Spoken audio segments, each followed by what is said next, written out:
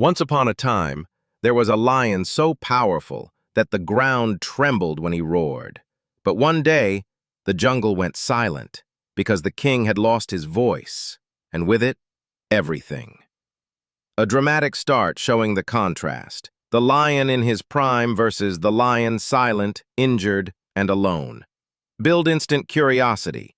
What happens when the king can no longer command the jungle? In the heart of a vast, sun-drenched jungle where the rivers ran deep and the trees whispered ancient secrets, there lived a lion unlike any other. His mane was thick and golden, flowing like fire in the wind, and his eyes, sharp, steady, and unflinching, glowed like burning coals beneath the African sun. He was the ruler of this untamed kingdom, and his roar echoed for miles, shaking the trees, silencing the birds, and sending even the bravest predators retreating into the shadows. The jungle didn't just know his name. They felt it in their bones. He wasn't just a lion. He was the lion, the king. From the high cliffs to the deepest valleys, his presence was both feared and revered. The ground beneath his paws had been worn smooth by the countless steps of dominance, and wherever he walked, animals stepped aside. The hyenas snarled in hushed tones from the shadows, leopards climbed higher into trees, and the elephants, massive and wise, bowed their heads as he passed, not because they admired him, but because they dared not challenge him. His authority was absolute, his word was law, his strength was unmatched. He had fought battles that other lions would not even dream of surviving. He had defeated enemies larger, faster, and more cunning, but time after time he stood tall, his chest puffed, his roar thunderous, and his pride at his back. He led not by the warmth of his heart, but by the force of his will. If another male lion entered his territory, there would be no warning, no mercy. He attacked with precision, with fury, with the raw, brutal force that only a creature who has never known defeat can wield. And so, they stayed away. All of them. Every animal in the jungle understood. This was his land. He had claimed it not just with blood, but with fear. Yet within all this power, behind the roar and the teeth and the legend, there was something no one saw, because no one ever looked. The lion himself never noticed it either. He had no time for self-reflection. In his mind, strength was the only language that mattered. If they feared you, you had purpose. If they bowed, you had meaning. And if you roared loud enough, long enough, no one would ever hear your doubts. Because yes, even the king had them. Moments, fleeting and fragile, when the wind whispered too softly through the trees, when the stars blinked a little too sadly above the savannah. Moments when the silence after his roar lingered too long. He would shake them off, growl at the stillness, and walk on. To him, power wasn't a tool, it was his identity. Without it, who would he be? The animals whispered legends about him at night. Tales of how he once took down a full-grown buffalo alone, of how he chased a crocodile out of the river with nothing but his glare. Mothers warned their cubs not to speak too loudly in the grasslands, lest the king hear them. Even the wind seemed to hush when he stepped into a clearing. They called him many things: the Thunderheart, the Golden Death, the Unshaken One. But no one called him a friend. No one dared. His pride followed him loyally, but it was the kind of loyalty born from fear, not love. The lionesses hunted with precision and efficiency, never questioning, never complaining. The younger males in his pride walked with the swagger of borrowed strength, knowing they were protected by his shadow. But none of them truly knew the lion beneath the mane. None dared to ask why he stared so long at the horizon, why his eyes sometimes held the weight of something more than dominance, something like loneliness. He didn't care. Or at least, he told himself he didn't. Emotions were for prey animals, for the weak and the wounded. His life had been carved from stone, tough, cold, immovable. He hadn't gotten to the top by caring. He had clawed his way there, roaring over every rival, leaving nothing behind but silence and submission. That was the way of the jungle. That was survival. That was purpose. And yet, deep within the cavern of his chest, buried beneath layers of pride and power, there flickered a question he could not voice, a doubt he could not roar away. What if one day, I am no longer feared? He'd shake it off, as always, with a growl, with a hunt, with a display of dominance. The jungle didn't need a gentle king. It needed strength. It needed order. It needed him. And so, he stood upon the tallest rock in the valley, head high, mane dancing in the wind, eyes scanning the endless green of his kingdom. His roar erupted across the landscape like thunder before a storm, and the jungle fell silent once again. The king had spoken, but no one, not even he, knew that this roar, as mighty as it was, would be one of his last. It was a moonless night when the fall began. The river, usually calm and gentle under the stars, churned with strange noises. The wind carried no warning, and the night birds had gone quiet, as if the jungle itself sensed what was coming. The lion stood at the riverbank, his reflection faint in the rippling water, his breath steady but alert. He had come here, as he often did, to patrol the edges of his kingdom, to remind the night that he still ruled.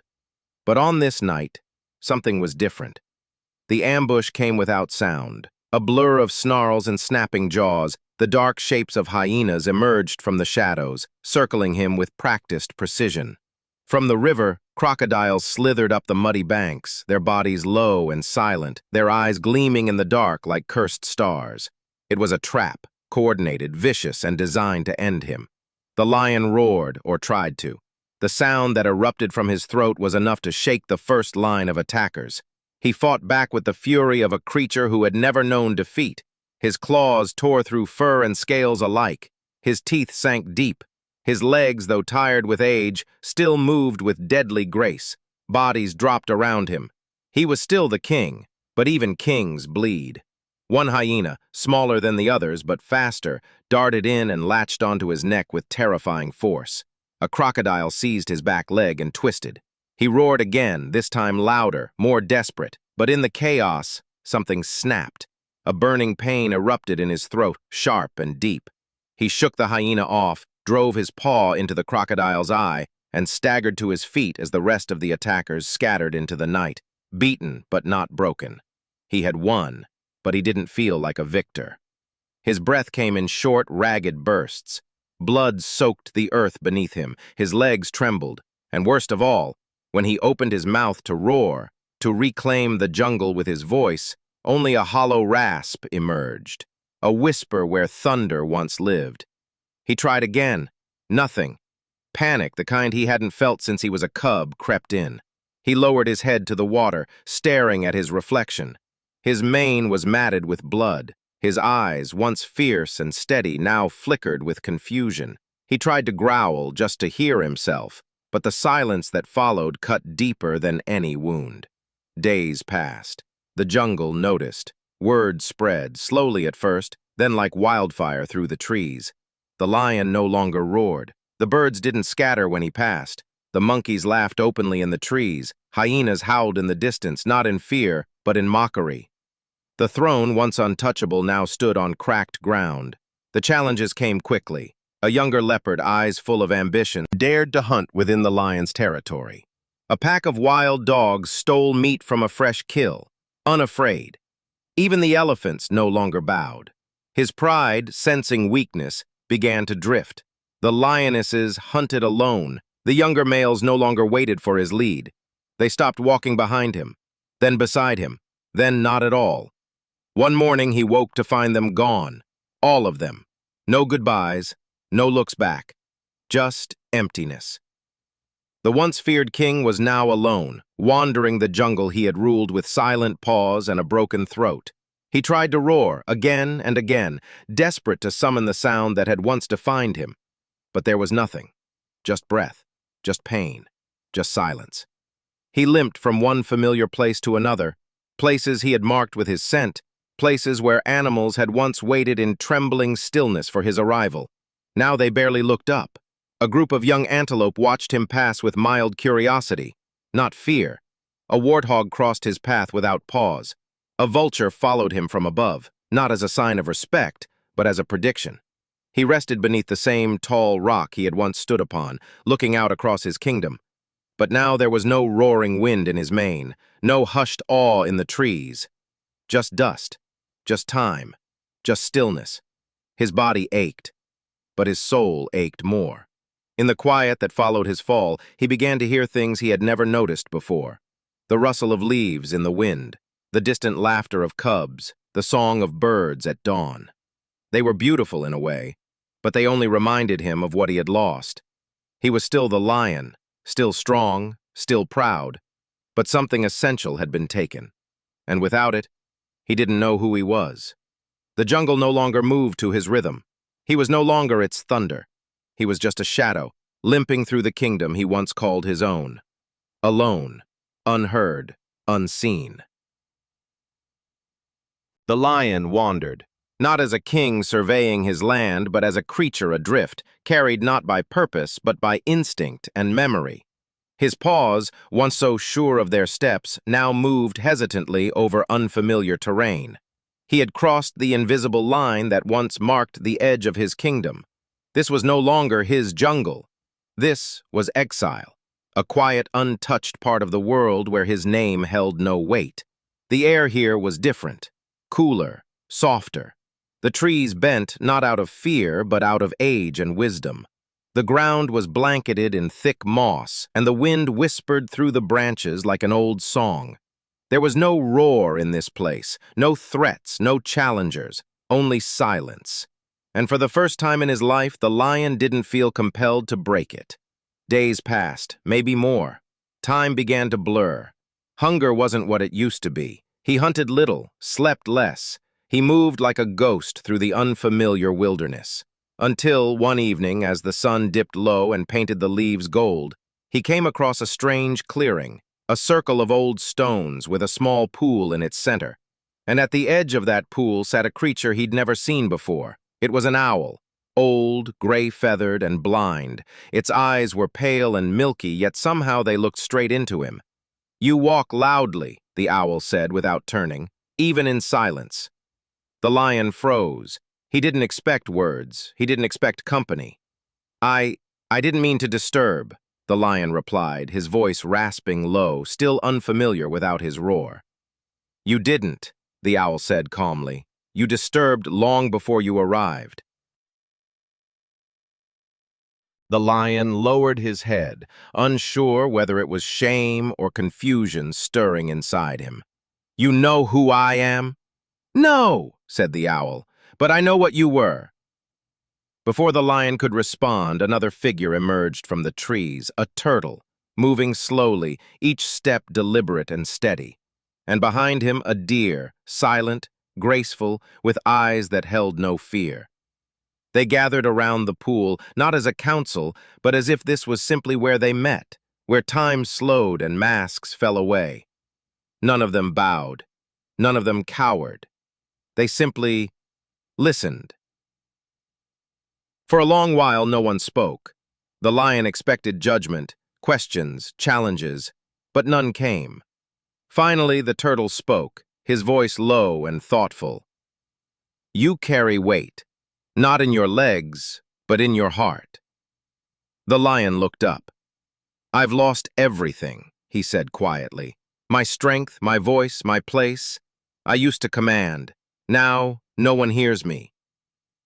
The deer, still silent, stepped closer and nudged a fallen leaf toward the water, where it floated gently.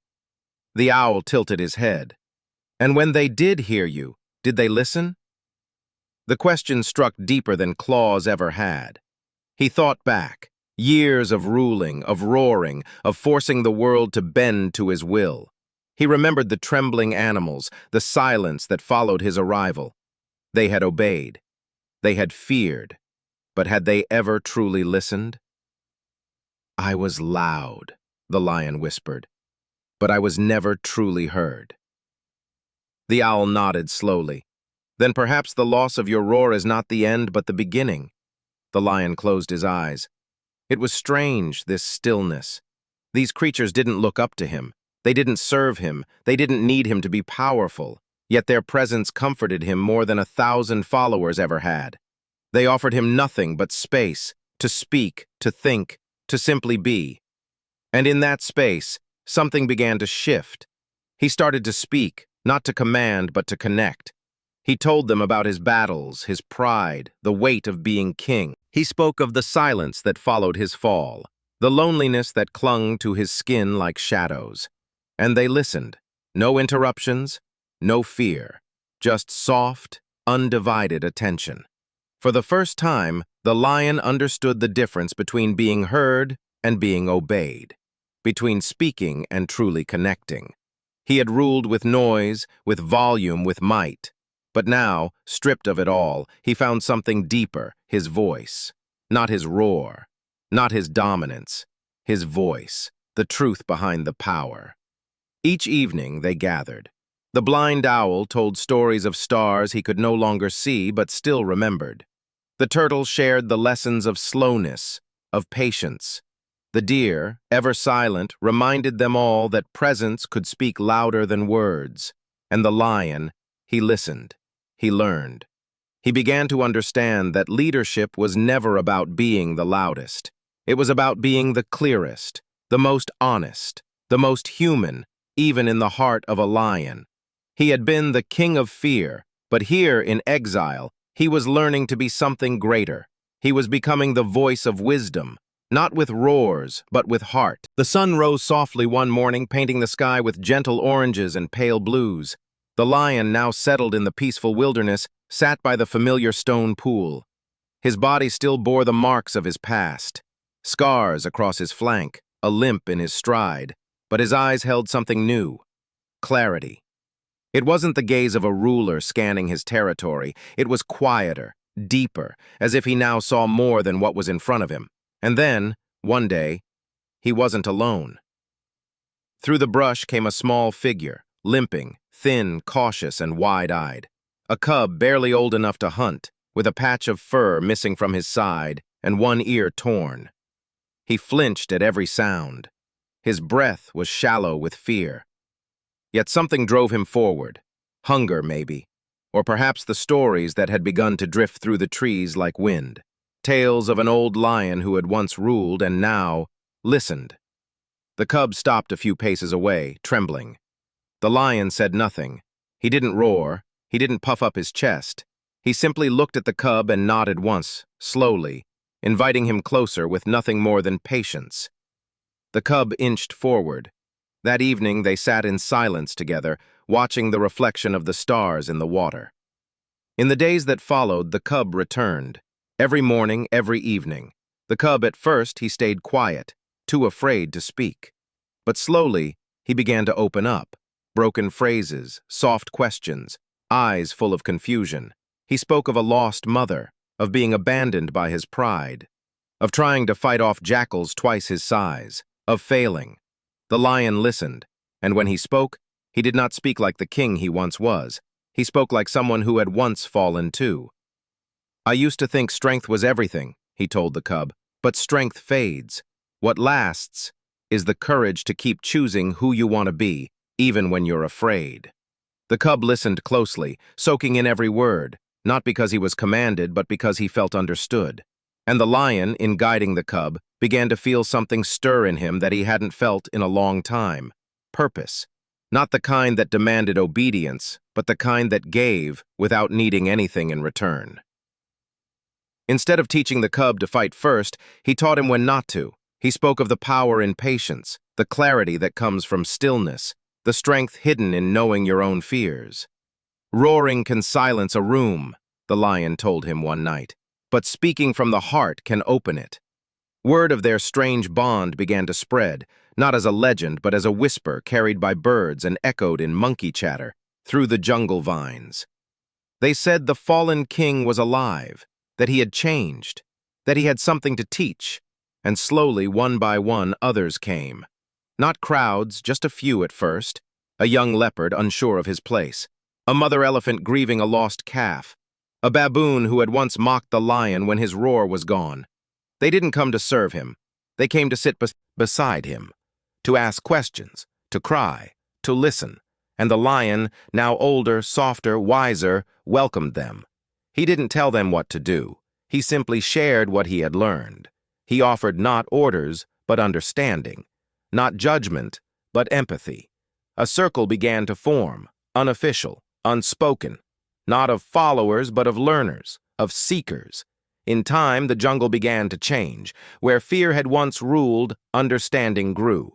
Predators learned restraint.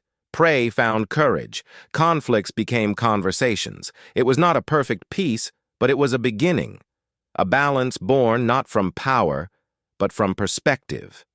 And at the heart of it all sat the lion who no longer roared. He would often sit quietly, watching the cub grow stronger. Not just in body, but in spirit. The young lion no longer limped. His eyes no longer held fear, but focus.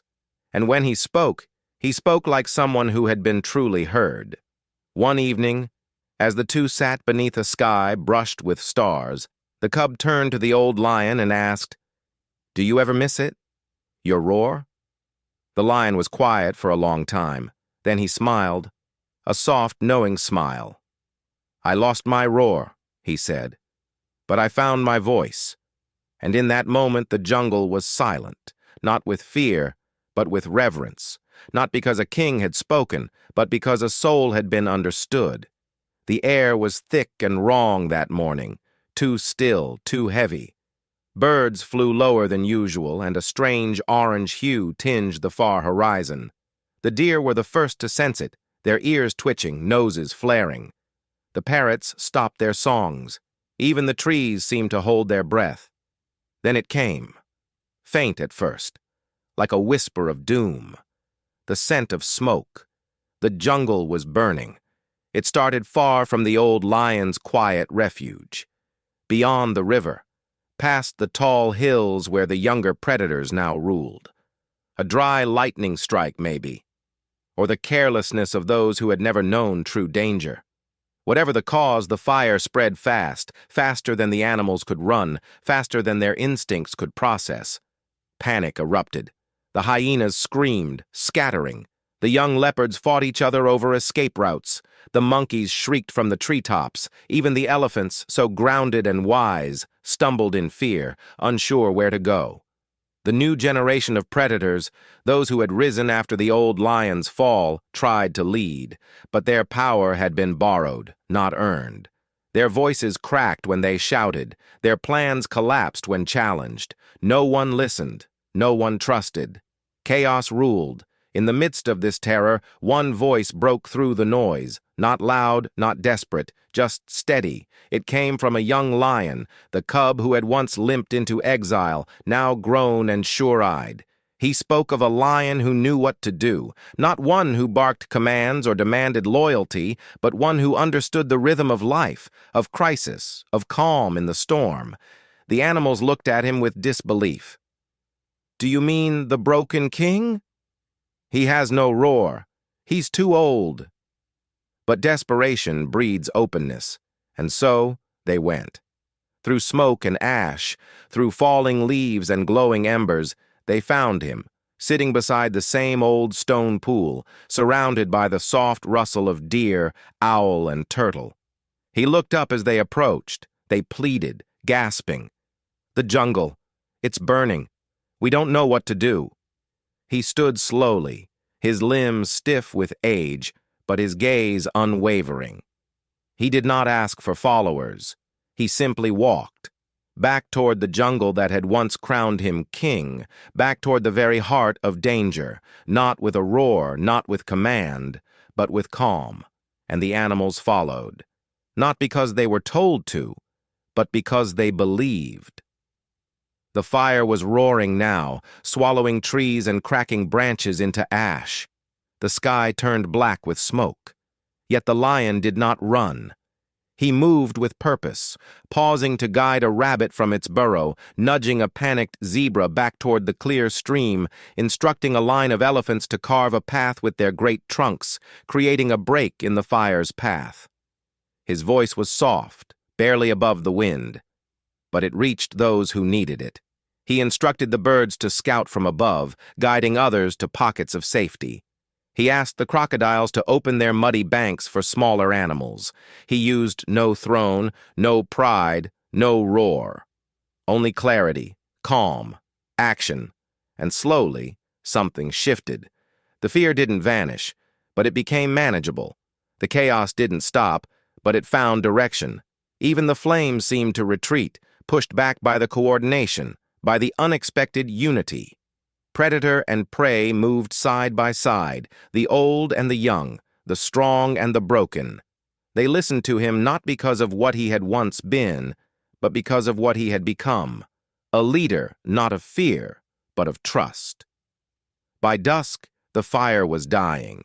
The rains arrived, late but powerful, drenching the last embers. The jungle smoked, smoldered, but it stood. And at the center of the soaked earth stood the lion, silent, soot-covered, and tired. His mane was darkened, his paws cracked, yet his eyes, his eyes held something eternal. Animals gathered, not in rows, not in submission, but in gratitude. He had returned, not to reclaim a throne, but to serve. And in doing so, he became something more than a king. He became a symbol, a truth whispered from cub to calf, from wing to whisker. You don't need to roar to be heard. You don't need power to lead. You just need heart. And the jungle, for the first time in memory, felt whole, not ruled, but held. Held by the lion who walked without a roar, and left behind a legacy louder than sound. The rain had stopped, but its echo remained. A soft hush across the jungle floor, like nature itself was pausing in reverence. Smoke still curled in the air, thin and harmless now, drifting from blackened bark and scorched leaves. The jungle stood quiet, not from fear, but from awe. What had once been chaos was now calm. What had once been terror was now memory. And at the center of it all, the old lion stood still. He looked nothing like the king he once was. His mane was matted with soot. His shoulders drooped with age and exhaustion. The eyes that once blazed with fire now shimmered with something far deeper, peace. Around him, the animals waited, not for commands, not for orders, but simply to be near him. The predator and the prey, the quick and the slow. They looked not at a king, but at a guardian, a teacher, a legacy. No one cheered. There were no loud celebrations, no tribal dances or roars to the sky. The jungle had learned something far more profound. Strength wasn't in noise. It was in presence, in action, in stillness. The young cub, the one who had once limped into the lion's life, lost and unsure, stood beside him now, taller, stronger, but with the same thoughtful eyes. He turned to the old lion, waiting, hoping for words. But the lion only nodded and looked toward the forest's edge. That was his answer. The lion didn't need to stay. His work was done. There was no need for a throne, no desire for praise. His legacy didn't need to be carved in stone or sung in howls. It lived in the eyes of the cub, in the stories whispered by the deer and turtles, in the calm the jungle now knew, in the unity that bloomed where fear once ruled. And so silently, the lion turned. He walked slowly, not like a king leaving his court, but like a soul returning to where it belonged. Not one animal stopped him. Not one dared to say goodbye. They only watched, eyes full, hearts aching, because they knew they were witnessing something rare, the end of a chapter not written in dominance, but in grace. He vanished into the trees, past the scorched path he had once cleared, past the stone pool where wisdom had found him, past the turtle's shell and the owl's perch, into the wilderness that had once broken him and then rebuilt him. Some say he still walks there, quiet as the wind, watching. Others say he became the forest itself, part of the roots, part of the rain. But all agree on one thing. The jungle had changed forever, no longer ruled by fear, but led by wisdom, no longer echoing with roars, but filled with voices, kind ones, strong ones, voices that learned to speak because he once lost his own. The young cub, now grown, never tried to be the lion that came before. He didn't raise his voice to prove his strength. He didn't punish to maintain control. Instead, he listened. He asked questions. He encouraged animals to think, to feel, to decide together. Under his leadership, the jungle didn't become quieter. It became fuller. The birds returned with new songs. The water holes were shared more easily. Even the old enemies, hyenas and jackals, began to find ways to coexist, not because they were forced, but because they were finally understood. There were still challenges, droughts, arguments, accidents. But never again did the jungle fall into the hands of fear, because the lion had done more than survive. He had transformed. He had taken his pain, his silence, and shaped it into wisdom. He had turned a roar into a whisper, and that whisper became a chorus. The owl continued to tell his story, soft and steady, to every animal who passed her tree. The turtle smiled more now, slower still, but always reminding young ones that strength isn't always fast. Even the deer, once silent, now taught her fawns not to fear the unknown, but to step into it with curiosity and care. As for the cub, he never sat on a throne. Instead, he stood with his fellow animals, in the rivers, by the trees, under the moon, just like the old lion had taught him, not to rule, but to serve. And when they asked him how he became such a leader, he would smile gently and say, "I learned from a lion who lost everything, and still gave everything." And when they asked where that lion was now, he would simply point to the forest, where the leaves moved without wind and the sun broke through in gentle rays. There, they said, he still watches. There, his spirit still guides. And as time passed, the story grew, not as a legend of war, but as a memory of healing. The lion who roared once for power, and then spoke quietly for peace. The lion who lost his kingdom, and then taught a kingdom how to truly live. The lion who disappeared, only to live forever. And in the end, as the stars rose each night over the jungle, as the owl closed her eyes and the turtle tucked into his shell, the wind would carry a final whisper across the leaves. Gentle, steady, eternal. He lost his roar, but gave a voice to the jungle. The world often celebrates those who are loud, bigger voices, stronger presence, constant noise, but we forget that true power can live in silence, in presence, in wisdom, in heart. The lion's story reminds us that losing what once defined us isn't the end. It can be the beginning of something far more meaningful. He was once feared, then forgotten. But in his silence, he found something greater than dominance, connection. And through his stillness, he taught others to rise, not by stepping over each other, but by lifting one another. True strength isn't in how loud you are, it's in how deeply you move others. So if you've ever lost something that once made you feel whole, a title, a talent, a version of yourself, maybe that loss wasn't your ending, but your doorway, because sometimes it's in the quiet that your real voice begins to speak. If this story moved you, take a moment. Breathe. Reflect. You don't need to roar to matter. You just need to be real. And in that realness, you might help someone else find their voice too. Have you ever lost something that once defined you? Maybe it wasn't the end, but the beginning of what was waiting behind the noise. Thank you for watching The Roar Thinker. If this story touched your heart, share it with someone who needs to hear it. Because sometimes, a whisper can change the world.